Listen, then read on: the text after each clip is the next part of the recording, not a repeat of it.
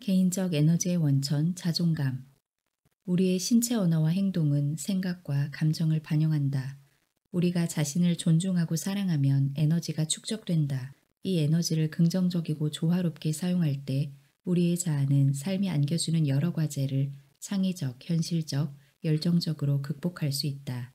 다시 말해, 자기 자신을 긍정적으로 바라보고 좋아할 때 품위, 정직, 활력, 사랑, 현실의 관점에서 인생을 마주할 수 있다. 이것은 자존감이 높은 상태다. 반대로 자신에 대해 쓸모없다거나 혐오 같은 부정적인 감정을 가지고 있다면 에너지가 흩어지고 분산된다. 자아는 약해져 패배자, 희생자가 된다. 이런 사람은 심리적으로 자신이 중요하지 않다고 느끼고 타인에게서 거부당할지 모른다는 위협에 끊임없이 시달리며 자신과 타인과의 상황을 있는 그대로 바라보지 못한다. 이것은 자존감이 낮은 상태다. 자신이 가치 없다고 여기는 사람은 남편이나 아내, 아들, 딸 등 다른 사람이 자신에게 가치를 부여해 주기를 기대한다. 이것은 끝없는 조종으로 이어지고 대개는 누구에게도 이루을 것 없는 결과를 가져온다. 자기를 사랑하는 사람이 남도 사랑할 줄 안다. 인간은 기본적으로 자기 자신을 사랑하고 가치 있게 여겨야 한다. 혹시 이 말이 충격적으로 들릴지도 모르겠다. 많은 사람에게 자기 자신을 사랑한다는 건 이기심을 뜻하며 이는 곧 타인을 배척해야 한다는 의미로 받아들여지기 때문이다. 어른들은 흔히 남들과의 대립을 피하려면 자기 자신이 아니라 남을 사랑해야 한다고 가르친다. 하지만 이것은 자존감 하락으로 이어지기 쉽다. 게다가 자기 자신을 사랑하지 않는데 어떻게 다른 사람을 사랑할 수 있을까? 자신을 사랑함으로써 남을 사랑하는 방법을 알게 된다는 증거는 수없이 많다. 자존감과 이기심은 같은 게 아니다. 이기심은 우월감의 한 형태로 내가 너보다 낫다라는 메시지가 깔려 있다. 자신을 사랑하는 것은 가치의 표현이다. 자기 자신을 가치 있게 여길 때 남도 똑같이 가치 있게 여길 수 있다. 자신을 좋아하지 않는 사람은 타인을 부러워하거나 두려워하기 쉽다. 자기 중심적인 사람으로 비치면 비판받을지 모른다는 두려움을 느낄 수도 있을 것이다. 그 두려움을 줄이는 첫 번째 단계는 그걸 솔직히 인정하는 것이다. 예를 들어 친구에게 내가 나를 좋아한다고 말하면 네가 거부할까봐 겁이 나라고 이야기하는 것이다. 그런 다음 정말로 나한테 거부감이 들어? 라고 물어보자. 10중 8구 아니 전혀 그렇지 않아. 오히려 솔직하게 말하는 네가 용기 있다고 생각해 라는 답변이 되돌아올 것이다. 거부에 대한 두려움이라는 자기 안의 괴물에 정면으로 맞서면 이처럼 놀라운 일이 일어난다. 게다가 어려운 방법도 아니지 않은가. 좋은 인간관계와 적절하고 애정이 깃든 행동은 자존감이 높은 사람들의 특징이다. 간단히 말해 자기 자신을 사랑하고 높이 평가하는 사람들이 남을 사랑하고 존중하며 현실에 적절히 대응할 수 있다는 뜻이다. 견고한 자존감을 갖는 건 좀 더 완전한 인간이 되는 길이다. 건강과 행복을 누리며 만족스러운 인간관계를 쌓고 유지할 뿐 아니라 적절하고 효율적이며 책임감 있는 인간 말이다. 자신을 아끼는 사람은 자기 자신에게나 남에게 상처를 주거나 품위를 떨어뜨리거나 굴욕감을 안기는 등의 파괴적 행동을 하지 않으며 자기 행동에 대한 책임을 떠넘기지도 않는다. 예를 들어 자신을 아끼는 사람은 약물, 알코올, 담배에 의존함으로써 자신을 학대하거나 타인이 신체적, 정신적으로 자신을 학대하도록 내버려 두지도 않는다. 자기 자신을 사랑하지 않는 사람들은 비도덕적인 사람들에게 증오와 파괴의 도구로 이용당할 수 있다. 그들은 쉽사리 자신의 권력을 내줌으로써 감정의 노예로 전락하곤 한다. 끊임없이 상대방의 비위를 맞추려고 애쓰는 회유적인 태도가 단적인 예다. 자존감이 견고한 사람일수록 행동을 바꿔야겠다는 용기를 갖고 그 용기를 유지해 나가기가 쉽다. 자신을 가치 있게 여기는 사람일수록 다른 사람에게 이것저것 요구하는 게 적고 그 덕에 신뢰를 얻는다. 타인과의 관계를 굳건히 쌓아가는 사람일수록 그들을 더 많이 알 수 있게 된다. 또한 남을 더 많이 이해할수록 그들과의 유대감과 연결고리도 더욱 튼튼해진다. 이런 연결고리가 개인 간의 관계에서 집단, 국가로 점차 확대된다면 세상은 더 살기 좋은 곳이 될 것이다. 인간은 저마다 고유하면서도 동질적인 존재다. 인간에 관한 다음 두 가지 사실을 명심하기 바란다. 모든 사람에게는 지문이 있고 각 지문은 오직 그 사람에게서만 나타나는 고유의 문양을 지니고 있다. 나는 이 세상을 통틀어 유일한 사람이다. 따라서 나는 어떤 식으로든 남들과 다른 게 당연하다. 모든 인간은 발, 팔, 머리 등 기본적으로 동일한 신체 구성 요소를 가지고 있으며 그것들은 다른 사람들의 것과 비슷하다. 그러나 내가 고유한 존재라는 사실에는 변함이 없다. 따라서 나는 남들과 다르기도 하고 같기도 하다. 이 두 관점은 자존감을 키워나가는데 매우 중요한 역할을 한다. 모든 사람은 스스로 탐구해 나아가야 하는 대상이다. 누구도 타인에게 그가 아닌 다른 사람의 모습으로 살라고 요구할 수 없다. 자녀에게 부모의 기대를 충족시키기 위해 살아가라고 하거나 부모에게 자녀의 기대에 맞춰 살아가라고 요구할 수 없다는 뜻이다. 내가 남들과의 동일성과 차이점을 동시에 가진 고유한 존재임을 인정할 수 있을 때 나를 다른 누군가와 비교하는 행위를 멈출 수 있다. 나아가 자신을 판단하고 처벌하는 행위를 중단할 수 있다. 우리는 자신의 모든 부분을 존중하고 있는 그대로 받아들임으로써 높은 자존감의 기반을 닦아야 한다. 그렇게 하지 않는 것은 자연을 거스르는 일이다. 자신이 고유한 존재라는 사실을 이해하지 못해 자신에게 심각한 문제를 발생시키는 사람이 많다. 자신을 남들의 시선이라는 틀에 꿰맞추며 남들과 똑같아지려고 애쓰는 사람들이 그 이해다. 어떤 양육 유형에서는 비교와 일치를 강조한다. 이런 방법은 필연적으로 자존감 저하를 부른다. 인간의 고유성을 인정하는 것은 자존감의 중요한 기반 중 하나다. 부모는 아이가 자신이 어떤 사람인가를 발견해가는 과정에 동행해야 한다. 자녀를 두 개의 씨앗이 만나서 맺어진 결과물이라고 생각해보자. 이 씨앗에는 아이의 어머니와 아버지가 가지고 있던 물적 자원들이 들어있다. 여기에는 신체적인 특징들 뿐만 아니라 성향과 재능 등도 포함된다. 각각의 정자와 난자는 과거와 현재를 이어주는 통로다. 우리는 각자 서로 다른 저수지에서 물을 끌어온다. 부모한테서 무엇을 이어받았든 그 유산에 대한 반응과 활용 방법에 따라 우리는 다른 사람이 된다. 우리는 낳아준 부모의 특정한 속성, 무수한 가능성 중에서 선택된 고유한 변수들을 가지고 이 세상에 나온다. 또는 이렇게 생각할 수도 있다. 남자의 정자는 그보다 앞서간 모든 사람의 신체적 특징들을 담고 있다. 즉, 그의 어머니, 아버지, 할머니, 할아버지 등 그와 피로 연결된 모든 사람의 신체적 특징들 말이다. 여자의 난자도 마찬가지로 그보다 앞서간 조상 모두의 신체적 특징들을 담고 있다. 이것은 우리 모두가 끌어오는 기초적인 자원들이다. 따라서 각 개인은 고유성이라는 측면에서 연구의 대상이며 그 중에서도 인간적 특별함이라는 관점에서 들여다볼 필요가 있다. 각각의 인간은 미지의 씨앗과도 같다. 우리는 그 씨앗을 심고 어떤 식물이 자라날지 지켜보면서 기다린다. 그리고 마침내 싹이 나면 필요한 건 없는지, 어떻게 생긴 식물인지, 꽃은 어떻게 피우는지 등을 발견해 나아간다. 만약 성인이 되어서까지 자신에 대해 이런 것들을 발견하지 못했다면 바로 지금이야말로 탐구 작업을 시작하기에 좋은 시점이다. 어쩌면 부모의 가장 큰 숙제는 성심성의껏 씨앗을 심고 그 씨앗이 어떤 식물로 자라날 것인지 지켜보며 기다리는 것일지도 모른다. 어떤 식물이어야 한다는 고집이나 선입견을 버리고 싹을 틔워 자라나는 식물이 그 자체로 고유하다는 사실을 인정해야 한다. 자녀는 양쪽 부모 및 다른 인간들과의 공통점뿐만 아니라 차이점도 지니게 될 것이다. 이때 부모는 재판관이 아니라 발견자, 탐험가, 탐정이 되어야 한다. 시간을 들여 끈기 있게 관찰하면 세상에 태어난 보물에 대해 세세히 알아갈 수 있다. 가족의 현재 모습을 있는 그대로 받아들이는 방법. 모든 사람은 끊임없이 변화한다. 지금 16살인 사람은 그가 5살이었을 때 또는 80살이 됐을 때와 신체적으로 다르다. 이 지속적인 변화의 과정에서 우리는 자신이 누구인지를 의식적으로 발견해 나아가야만 한다. 즉 자신의 현재 모습을 제대로 알고 있어야 한다는 뜻이다. 그리고 가족에게도 당신의 변화를 알려주는 것이 좋다. 예를 들면 몇 달에 한 번씩 온 가족이 모여 각자에게 일어난 변화를 이야기해 보는 것이다. 나는 이를 최신 정보 업데이트라고 부른다. 가족 가운데 한 명이 돌아가며 리더 역할을 맡을 수 있다. 이 자리에서는 무조건적인 애정을 보이고 비판적이지 않은 태도를 유지하는 게 중요하다.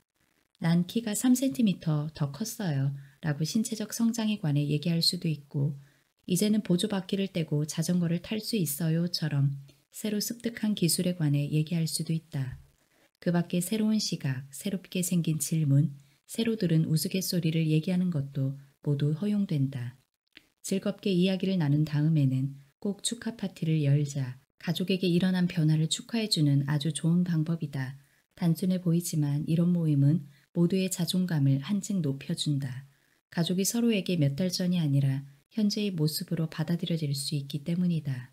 10대들은 종종 전 이제 어린아이가 아니라고요 라며 반항하곤 한다. 하지만 주기적으로 가족 모임을 갖고 각자의 변화를 이야기한다면 이런 일은 생기지 않을 것이다. 근황을 파악하고 있으면 서로를 더욱 깊이 이해할 수 있을 뿐만 아니라 유대감도 굳건해진다. 때로는 발견된 사실이 고통스러울 수도 있다. 그러나 그건 역시 삶의 일부로서 덤덤히 공유하자. 많은 가족이 유용하다고 말해준 비유를 하나 소개하고자 한다. 수백 개의 분출구가 있는 원형 분수가 있다고 상상해보자. 이 작은 구멍 하나하나가 우리의 내적 성장을 의미한다. 우리가 성장할수록 좀 더 많은 구멍이 열리는데 물이 더는 나오지 않고 닫히는 구멍들도 생겨난다. 그렇게 분수의 세세한 형태는 조금씩 바뀌겠지만 우리는 끊임없이 움직이는 역동적인 존재이기에 분수는 언제나 아름다울 것이다. 자존감은 갓 태어났을 때부터 형성된다. 우리 안의 분수들은 유아기에도 작동한다.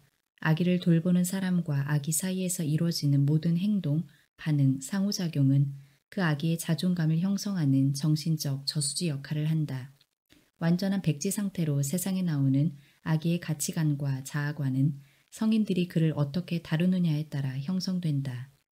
어른들은 자녀를 대하는 손길이 자녀의 자존감에 영향을 끼칠 수 있다는 사실을 인식하지 못할 수도 있다. 그러나 아기들은 들려오는 목소리, 자신을 돌보는 어른들의 눈빛과 표정, 안아주는 사람의 근육 움직임, 자신의 울음에 대한 반응 등을 통해 자존감을 학습한다. 만약 아기가 말을 할 수 있다면 이렇게 표현할 것이다. 나는 사랑받고 있어. 아무도 나한테 관심이 없어. 거부당하는 느낌이야. 외로워. 나는 정말 중요한 사람이야. 나는 쓸모없는 존재야. 짐이 되고 있어. 아기 때부터 이미 자존감이 형성되고 있음을 알 수 있지 않은가? 초보 부모라면 다음 사항에 관심을 기울임으로써 유아의 자존감 발달 기회를 크게 높일 수 있을 것이다. 아이를 만지는 손길을 스스로 인식하라. 당신이 아이 입장이라면 어떤 느낌이 들겠는가? 아이를 만질 때는 아이가 그 접촉을 통해 어떤 정보를 얻을지 상상해보라. 손길이 거친가 아니면 부드러운가? 축축한가 아니면 뽀송뽀송한가? 애정을 담고 있는가 아니면 두려움에 차 있는가 등이 아이에게 그대로 전해진다. 당신의 눈빛과 표정을 스스로 인식하라. 그런 다음 그걸 솔직히 인정하라. 아마도 당신은 아이를 볼 때 분노, 두려움, 행복 등 다양한 감정을 느낄 것이다. 무조건 좋은 감정만 느끼고 온화한 표정만 지어야 한다고 말하는 게 아니다.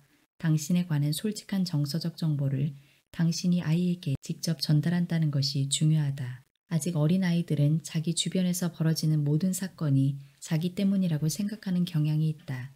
좋은 일과 나쁜 일을 모두 포함해서 말이다. 자존감 교육에서 매우 중요한 사항 중 하나는 아이로 인한 사건과 다른 사람들로 인한 사건을 정확히 구분해 주는 것이다. 아이에게 말을 할 때는 대명사가 정확히 누구를 지칭하는지 분명히 해야 한다. 예를 들어 아이의 행동에 화가 난 어머니가 왜 이렇게 엄마 말을 안 듣는 거야? 라고 말했다고 해보자. 어머니는 한 아이를 염두에 두고 이렇게 말했더라도 그 자리에 있던 아이들은 모두 자신에게 하는 말로 여기게 된다. 아이가 자유롭게 의견을 내거나 질문하게 함으로써 돌아가는 상황을 모두가 파악할 수 있게 하라. 바로 앞의 사례에서 아이가 자유롭게 질문할 수 있다면 아이들 중 한 명은 저 말씀이세요? 라고 물었을 것이다. 그러면 모호한 표현 때문에 모든 아이가 자책할 필요가 없어진다. 유아의 주변에서 일어나는 모든 사건, 행위, 음성 등은 아이의 내적 공간에 등록되고 어떤 수준에서든 의미를 갖게 된다. 최면을 통해 성인들은 어린 시절로 회귀시켜보면 이런 결론이 타당하다는 걸 확인할 수 있다. 유아들은 상황을 적절히 설명해줄 주변 정황은 빠뜨린 채 이런 사건들을 접수하곤 한다. 주변 정황이 누락된 정보 탓에 아이는 나중에 엉뚱한 결론을 내리거나 자책감에 빠지기도 한다. 부모는 아이에게 벌어지고 있는 상황을 이야기해주되 주변 정황과 관련된 사람들을 명확히 제시하는 것이 바람직하다. 예를 들어 부부싸움이 있었다면 부부가 차례대로 아이를 찾아가 무슨 일이 벌어지고 있는지 설명해 줄 수 있을 것이다. 부부싸움 도중 아이의 이름이 나왔다면 이런 설명은 특히 중요하다. 예를 들어 다음과 같이 하면 된다. 어머니, 아빠랑 엄마가 방금 말다툼을 했단다. 엄마는 오늘 밤 우리 가족이 외갓집에 갔으면 했어. 그런데 아빠는 반대하시더라고. 엄마가 욱하는 성질에 화를 내면서 아빠한테 잔소리를 퍼부은 거란다. 아버지, 엄마랑 아빠가 방금 크게 싸웠단다. 우리는 의견이 맞지 않을 때면 종종 싸우곤 해. 아빠는 오늘 밤 집에 있고 싶은데 엄마는 나가자고 하는구나. 엄마랑 아빠가 싸운 것이 너 때문에 아니라는 걸 네가 꼭 알았으면 좋겠다. 엄마랑 아빠 문제로 싸운 거야. 화를 낼 때와 화를 낸 이유를 설명할 때의 분위기는 크게 다르다. 목소리의 톤이 달라지기 때문이다. 나는 4개월밖에 되지 않은 아기가 부모가 싸우자 우는 모습을 본 적이 있다. 싸움이 끝나고 부모들이 앞서 언급한 방식대로 아이에게 설명을 해주자 아이는 미소를 지었고 바로 잠이 들었다. 아이를 혼란스럽게 하는 건 부정적인 사건만이 아니다. 오늘 할머니가 오신단다 또는 아빠가 회사에서 승진했어 같은 긍정적인 사건도 혼란을 줄 수 있다. 사건은 정서적 반응을 불러일으키고 정서적 분위기를 결정짓는다. 그러니 아이에게 그런 이야기를 할 때도 설명을 덧붙이기를 바란다. 유아는 별도의 도움이 없으면 사건과 정황, 자신과 사건을 구분하지 못한다. 그러므로 아이가 무슨 일인지 알 수 있도록 명백하게 말로 설명해 주어야 한다. 유아의 자존감을 높여주는 효과적인 방법. 어린아이가 자존감을 키우도록 돕는 또 다른 방법은 눈높이를 맞추고 아이를 똑바로 바라보면서 이야기하는 것이다. 이때 아이의 이름을 불러주고 사랑스럽게 어루만지며 나와 너를 분명하게 구분하는 것이 중요하다. 또한 충분히 시간을 갖고 중심을 잃지 않으면서 아이에게 충실한 태도를 보여야 한다. 딴 생각을 하면서 건성으로 응해서는 안 된다. 이런 지침들은 당신이 자녀와 온전히 공감하고 성공적으로 애정을 전달하는 데 도움이 될 것이다. 아이가 동일성과 차이점을 떠올리도록 유도함으로써 자존감을 학습시킬 수도 있다. 이때는 경쟁이나 비교가 아니라 발견이라는 맥락에서 시도하는 게 중요하다. 아이의 관심사를 자극하는 다양한 기회를 만들어주고 아이가 성취감을 느낄 때까지 끈기 있게 인도하는 것도 좋은 방법이다. 당신은 부모로서 훈육 방식을 통해서도 아이에게 자존감을 가르칠 수 있다. 아이의 자존감을 강화할 필요성을 인식하는 동시에 현실성을 잃지 않을 때 당신의 노력은 행동을 교정해야겠다는 용기와 힘으로 이어질 것이다. 자존감이 높은 아이는 지도에 잘 반응한다. 예를 들어 3살 난 자녀에게 장난감을 치우도록 지시했다고 해보자.